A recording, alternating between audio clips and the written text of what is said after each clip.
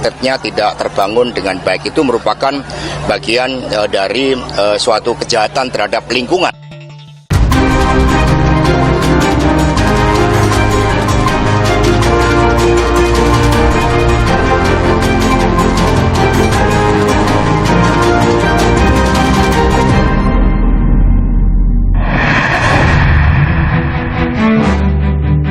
Persaingan elektabilitas 3 baca pres pemilu 2024 semakin ketat. Namun nama-nama bakal cawapres masih jadi teka-teki. Ya tinggal nunggu ada penawaran cawapresnya Pak Anies. Polemik proyek food estate atau lumbung pangan terus bergulir. Sidang mantan Menkominfo Johnny G. Plate, JPU hadirkan saksi. Sementara Kejaksaan Agung terus mengusut misteri uang 27 miliar rupiah. Halo saudara, bagaimana kabar Anda? Semoga Anda selalu sehat. Selama 30 menit ke depan, laporan khusus akan kembali hadir, menghadirkan informasi penting dan menarik lainnya. Bersama saya, Gracia Adur. Inilah laporan khusus selengkapnya. Saudara, persaingan elektabilitas 3 bakal calon presiden pemilu 2024 semakin ketat. Sejumlah hasil lembaga survei pun menampilkan persaingan ketiga baca pres. Kini publik menanti nama-nama bakal cawapres yang masih menjadi teka-teki. Belakangan, nama Wali Kota Solo Gibran Rakabuming Raka kembali mencuat menjadi bakal cawapres.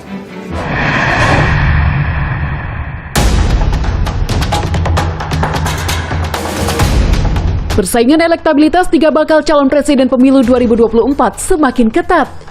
Sejumlah hasil survei menampilkan persaingan Ganjar Pranowo, Prabowo Subianto, dan Anies Baswedan dalam menarik minat calon pemilih. Seperti Litbang Kompas yang merilis hasil terbaru dari survei yang dilakukan sejak 27 Juli hingga 7 Agustus lalu. Elektabilitas Ganjar Pranowo dan Prabowo Subianto bersaing ketat, sementara Anies Baswedan belum berubah secara signifikan. Dari kategori pilihan responden dengan skema hanya 3 bakal capres, Ganjar Pranowo memperoleh 34,1%, disusul Prabowo Subianto dengan 31,3%, sementara Anies Baswedan memperoleh 19,2%. Ganjar naik karena adanya konsolidasi partai yang tampak semakin jalan ya.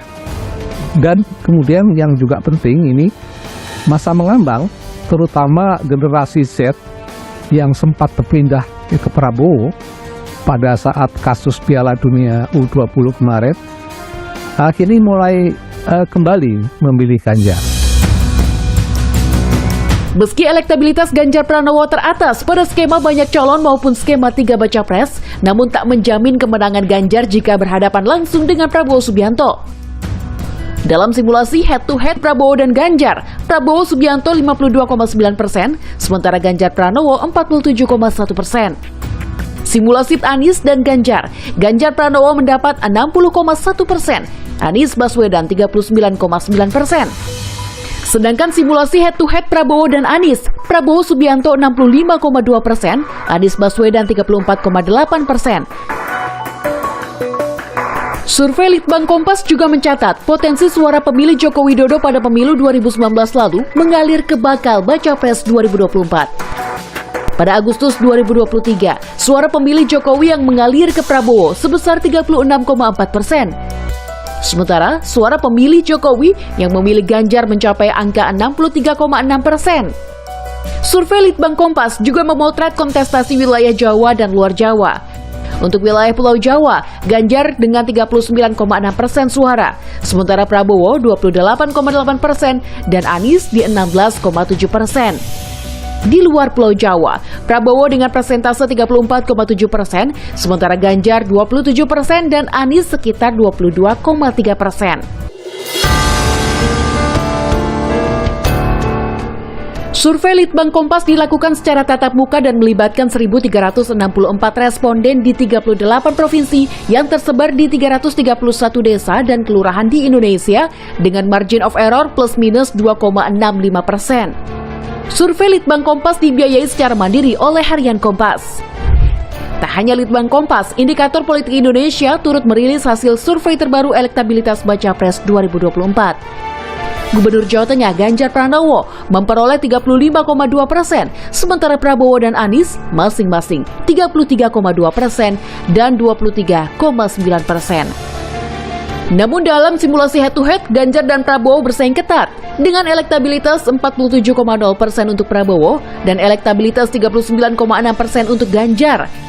Sementara saat berhadapan dengan Anies Baswedan, elektabilitas Prabowo mencapai 51,2%, elektabilitas Anies 33,5%. Sedangkan head-to-head Ganjar dengan Anies, elektabilitas Ganjar 48,3% dan Anies 37,1%. Survei itu secara statistik terutama peringkat pertama dan kedua tidak bisa dibedakan. Jadi saya tidak bisa mengatakan Mas Ganjar lebih unggul ketimbang Pak Prabowo karena selisihnya dalam margin of error 2,4% plus minus. Yang kita bisa simpulkan adalah peringkat Mas Ganjar dan Pak Prabowo itu selisihnya signifikan dengan Mas Anies di peringkat ketiga. Tak hanya baca pres, Litbang Kompas pun memetakan nama-nama tokoh potensial yang jadi bakal calon wakil presiden 2024 mendatang.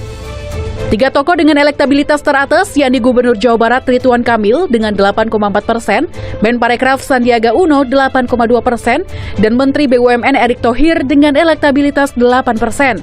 Disusul 2 nama lain, Ketua Umum Partai Demokrat Agus Harimurti Yudhoyono 5,1%, dan Menko Polhukam Mahfud MD 3,7%. Ya, dari dulu juga sama, saya tidak bisa menghindari di survei, dan kalau di Kompas mungkin konsisten, tapi perjodohan politik itu tidak selalu sepenuhnya gimana survei. Saya mengikuti dinamika dan arahan dari partai seperti apa. Sementara itu, Wakil Ketua Umum P3 menilai hasil survei Litbang Kompas sesuai harapan P3, yang berharap Sandiaga Uno jadi bakal calon pendamping Ganjar Pranowo. P3 berkoalisi dengan PDIP ya cawapresnya Pak Ganjar. Itu kan harapan kami semua juga yang di P3 itu. Kini publik menanti nama-nama bakal cawapres 2024 yang masih menjadi teka-teki. Belakangan, nama wali kota Solo Gibran Rakabuming Raka yang tak lain putra Presiden Jokowi kembali mencuat. Tak hanya digadang-gadang mendampingi Ganjar Pranowo, Gibran juga disebut sebagai bakal cawapres Prabowo Subianto. Menanggapi hal ini, Gibran berkelakar tengah menunggu tawaran menjadi cawapres Anies Baswedan. Ya tinggal nunggu ada penawaran cawapresnya Pak Anies. Gitu ya, Mas?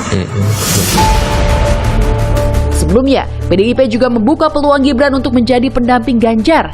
Ketua DPP PDI Perjuangan Puan Maharani menyebut jika MK mengabulkan gugatan batas usia Capres-Cawapres, PDIP akan mempertimbangkan Gibran sebagai cawapres pendamping Ganjar di Pilpres 2024. Ya kalau memang kemudian di MK-nya kemudian disetujui untuk ada calon wakil presiden di bawah 40 tahun, ya mungkin saja bisa kemungkinan Mas Gibran yang maju. Pasalnya, pada Maret lalu, Partai Solidaritas Indonesia menggugat Undang-Undang Pemilu terkait batas minimum usia Capres dan Cawapres dari minimal 40 tahun menjadi minimal 35 tahun. Saat ini, gugatan masih dalam proses pembahasan di Mahkamah Konstitusi.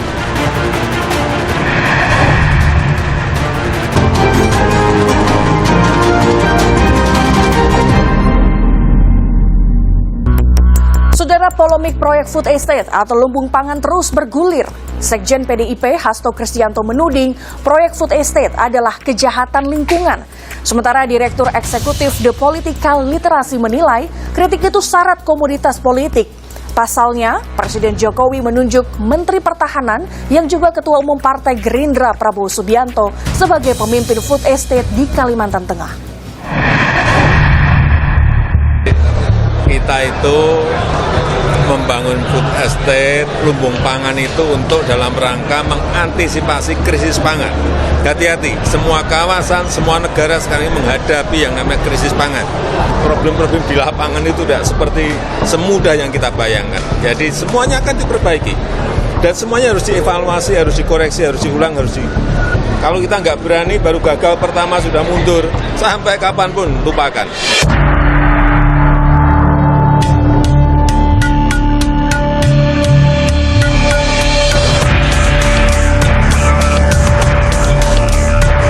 Presiden Joko Widodo buka suara terkait kritik proyek food estate atau lumbung pangan yang digagas masuk dalam program strategis nasional atau PSN 2020-2024. Jokowi menyebut membangun food estate bukan perkara mudah, sebab keberhasilan panen membutuhkan waktu dan baru meningkat pada penanaman ke-6 hingga ke-7. Sebelumnya, Sekretaris Jenderal PDI Perjuangan menuding proyek food estate adalah kejahatan lingkungan. Hal ini dinyatakan Hasto Kristianto ketika dimintai tanggapan soal dugaan aliran dana kejahatan lingkungan masuk ke partai politik untuk pembiayaan pemilu 2024. Maka kami mengapa memberikan suatu catatan yang sangat kuat terkait dengan upaya yang telah dilakukan oleh Presiden Jokowi untuk membangun food estate, tetapi di prakteknya di dalam kebijakan itu ternyata disalahgunakan dan kemudian hutan-hutan malah justru ditebang habis dan food estate-nya tidak terbangun dengan baik. Itu merupakan bagian dari suatu kejahatan terhadap lingkungan. Menanggapi tudingan PDIP, Wakil Ketua Umum Partai Gerindra Budi Satrio Jiwandono menyatakan lahan food estate sudah dikaji Kementerian Lingkungan Hidup dan Kehutanan. Nah, tentang anggapan bahwa ini adalah kejahatan lingkungan, saya kira itu tidak benar. Karena lahan-lahan yang telah disiapkan untuk mewujudkan food estate ini adalah lahan yang memang sudah ada kajiannya, diberikan oleh Kementerian LHK, ya, dalam hal yang di Kalimantan Tengah ini adalah izin namanya KHKP, Kawasan Hutan untuk Ketahanan Pangan. Memang izin yang pertama, dan kalau itu sudah keluar dari KLHK itu sudah ada kajian teknisnya. Sementara Direktur Eksekutif The Political Literacy Gun-Gun Herianto menilai kritik yang dilontarkan Sekjen PDIP syarat akan komoditas politik belaka. Pasalnya, Presiden Joko Widodo menunjuk Menteri Pertahanan yang juga Ketua Umum Partai Gerindra Prabowo Subianto mengawal program ini. Sebagai kritik itu wajar, tetapi sebagai bagian dari pemerintah kanalnya kan jelas tuh ya. Jadi ketika muncul di publik dalam konteks misalnya sekarang menghangatnya situasi politik, maka jangan kemudian salahkan publik juga dan media ketika itu menjadikan isu itu menjadi isu yang terkait dengan rivalitas gitu, kontestasi elektoral. Food estate rencananya akan dibangun di beberapa wilayah, diantaranya Kalimantan Tengah, Sumatera Utara, Nusa Tenggara Timur, Daerah Istimewa Yogyakarta, Jawa Barat, Jawa Tengah, Jawa Timur, dan Papua. Dikutip dari Kompas.com, untuk pembangunan di wilayah Kalimantan Barat, proyek food estate akan dibangun di atas tanah seluas 120.000 hektar. Sementara Kalimantan Tengah 180.000 hektar, Kalimantan Timur 10.000 hektar, dan Maluku seluas 190.000 hektar. Masing-masing lumbung pangan akan dikembangkan dengan komoditas yang berbeda. Dalam realisasinya, pembangunan food estate membuahkan hasil yang berbeda-beda di setiap daerah. Di Kalimantan Tengah, proyek ini mengalami kegagalan karena perkebunan singkong seluas 600 hektar mangkrak dan 17.000 hektar sawah baru tak kunjung panen. Dikutip dari Kompas.id, juru kampanye hutan Greenpeace Ari Rompas menyebut program food estate membuat masyarakat harus meninggalkan kebiasaan perladangan tradisional dan membuat masyarakat krisis pangan lokal karena lahan berubah menjadi tandus.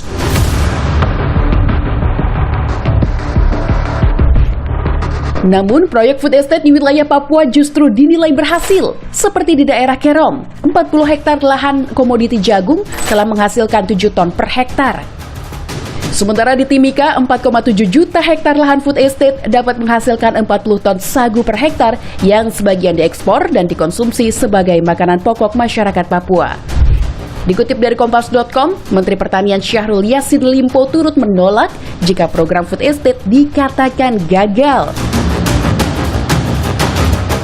Di tengah polemik proyek food estate atau lumbung pangan, pemerintah tetap memasukkan program tersebut ke dalam rancangan anggaran belanja negara atau RAPBN 2024 dan anggaran transformasi ekonomi senilai lebih dari 108 triliun rupiah. Pengamat Pertanian Asosiasi Ekonomi Politik Indonesia, Kudori, menjelaskan proyek food estate perlu didesain ulang karena masih menimbulkan sejumlah konflik dalam penerapannya. Salah satu kesimpulan penting dari audit BPK itu adalah food estate itu salah sejak perencanaan. Gitu. Jadi kalau salah sejak perencanaan berarti eksekusinya pasti akan salah. Jadi saya kira harus didesain ulang, termasuk memberdayakan, mengoptimalkan lahan-lahan sawah yang sebetulnya sudah ada. Yang itu kalau kita push dengan teknologi yang bagus gitu ya, potensi untuk menaikkan produksi masih sangat ada, 25-30% masih sangat ada.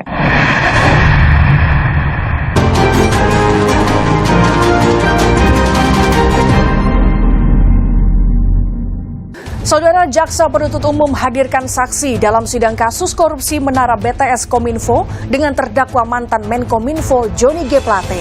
Sementara itu, Kejaksaan Agung terus mengusut misteri uang 27 miliar rupiah dengan memeriksa 6 orang untuk dikonfrontasi guna memastikan apakah sebagai uang pengganti atau terkait perkara lain.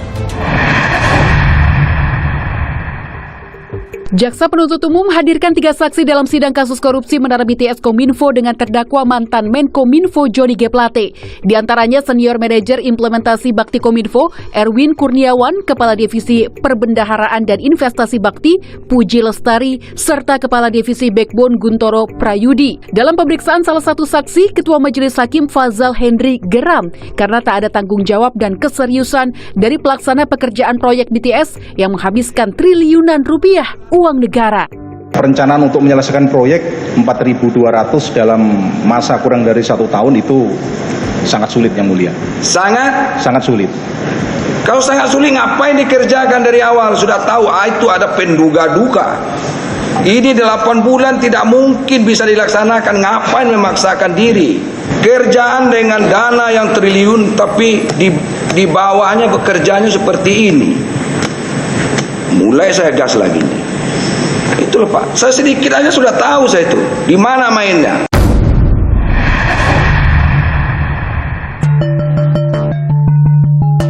Sementara itu, Kejaksaan Agung terus mengusut asal-usul uang 27 miliar rupiah yang diduga terkait kasus korupsi Menara BTS Kominfo. Jumat lalu, Kejagung memeriksa 6 orang diantaranya terdakwa kasus korupsi Menara BTS Kominfo Irwan Hermawan dan penasihat hukumnya Magdir Ismail. Mereka dikonfrontasi terkait pengembalian uang 27 miliar rupiah. Semua itu nanti kita konfrontasi untuk memperjelas status dari uang 27 miliar atau 1,8 USD. Apakah nanti itu masuk uangnya akan meringankan si IH dalam rangka pengembalian uang pengganti, ya, atau uang yang diterima oleh IH, atau uang yang lain. Ini masih kita dalami semua. Nanti pada saatnya setelah dilakukan konfrontasi dari teman-teman penyidik, maka akan segera kami sampaikan kepada media. Sebelumnya, Magdir Ismail membawa uang 27 miliar itu ke Kejagung pada 13 Juli lalu.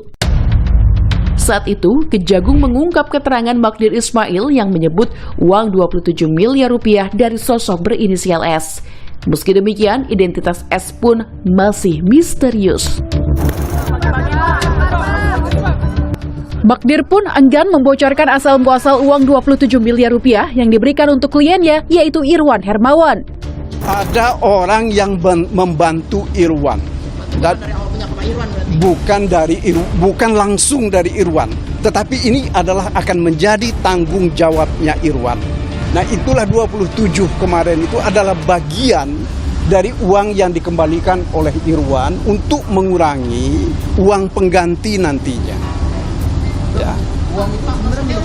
Itu milik Irwan. Karena kami dapatkan dari orang yang menyebut ini untuk kepentingan Irwan. Meski Kejagung belum menetapkan status uang 27 miliar rupiah sebagai barang bukti, namun uang yang diserahkan terdakwa Irwan Hermawan melalui penasihat hukumnya diduga bagian dari aliran dana korupsi Menara BTS 4G Bakti Kominfo. Dalam kasus ini, Badan Pengawasan Keuangan dan Pembangunan atau BPKP mencatat kerugian negara mencapai 8,03 triliun rupiah. Kasus ini pun menyeret mantan Menteri Kominfo Johnny G. Plate yang kini telah menjadi terdakwa korupsi BTS. Selain Plate, ada 7 nama terdakwa lainnya yang tengah menjalani persidangan. Nama Menteri Pemuda dan Olahraga Dito Aryo Tejo pun turut terseret di kasus korupsi BTS Kominfo. Pada 3 Juli lalu, Kejagung telah memeriksa Dito Aryo Tejo terkait kasus tersebut. yang dilakukan. Ahli Hukum Pidana Universitas Jenderal Sudirman Hipnu Nugroho menyebut Kejagung harus segera membuktikan asal-usul uang 27 miliar rupiah itu. Uang yang dititipkan di kejaksaan akan terlihat untuk pembuktian kasus apa. Apakah kasus IM ataukah kasus yang lain? Ini harus jelas. Karena suatu bukti, ini kan barang bukti Mbak, sehingga paling tidak dengan pengembalian ini akan menjadikan perkurangan suatu tindak pidana. Jadi ini merupakan bukti Mbak, jadi 27M ini memperkuat bukti bahwa apa yang dilakukan oleh Kejaksaan Agung mempunyai nilai bahwa kasus betul-betul terjadi, sehingga ada kesadaran mengembalikan. Jadi menjadi bukti, memang yang meringankan, tapi menjadikan bukti bahwa terjadi suatu markup dalam kasus BTS. Persidangan kasus korupsi menara BTS 4G Kominfo masih terus bergulir. Dapatkah Kejagung mengungkap misteri uang 27 miliar rupiah?